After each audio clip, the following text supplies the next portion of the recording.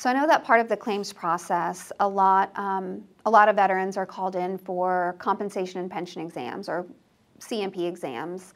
And one of the things about it is that it can be kind of daunting for a veteran who gets scheduled for these exams to not know what to expect or why they're getting called in or why they have to take time out of their day to go to the VA or to a contract examiner to answer these questions.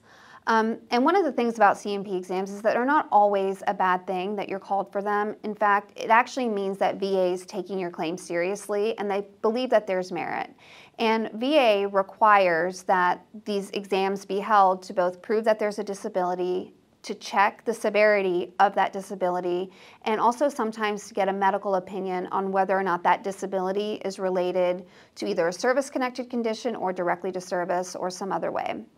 And so going in and being scheduled, while it can be a little overwhelming, it does mean that there is progress being made and that you're not just automatically going to get a denial right out the bat. The way that they work a lot of times is sometimes they're held at the VA and the VA will get them scheduled. But most often what I'm seeing now is that they're actually sent out to contract examiners. And so the contract examiners are, sent these requests that I know we have access to, but you can go out and they'll call you and schedule an exam. Typically, you have to go see the type of doctor that specializes in that area, and there are some exams that require a specialized person. For example, if you're going in for a hearing loss or tinnitus exam, that has to be done by an audiologist. You can't have just anybody doing it. If you're looking at issues like mental health, depression, anxiety, PTSD, that has to be done by a psychologist or a psychiatrist. TBIs can only be done by neurologists or psychiatrists. And so it is important to take a look at the credentials of the person that's doing the exam. A lot of times with just general medical conditions such as GERD or orthopedic conditions, a lot of times those can be done just by a physician assistant, sometimes done by a medical provider. But you should know who you're seeing and where you're going when they call you to schedule that exam.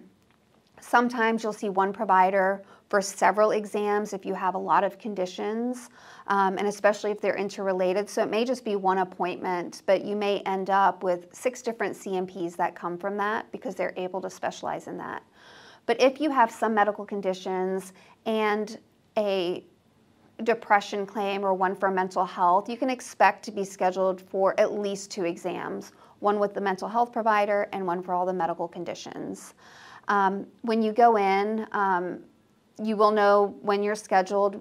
It is important that when you go in, you realize that you are going in for an exam for VA purposes, and they are watching you and they are paying attention to how you're behaving in the waiting room, how you're walking into the exam room, how you're sitting. They are paying attention to everything that you're doing.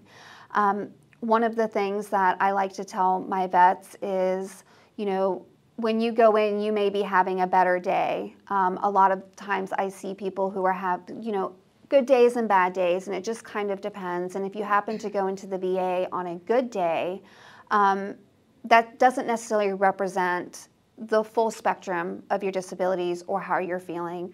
So when you go in there and you're explaining the things that are happening and how you're feeling and what your symptoms are, try to remember what they are on the worst days. Be honest with them. Don't over-exaggerate how your symptoms are or how things are going, but definitely keep in mind that, they need to understand the full range of the disabilities and the symptomology that you're having. So keep that in mind. Sometimes you get examiners that are very friendly, nice, kind. Other times we've had vets feel like they're just kind of, getting pushed through the door. Just know that it's part of the process and you have to go. It's one of those steps that if it's not completed, it can really affect your claims in a detrimental way.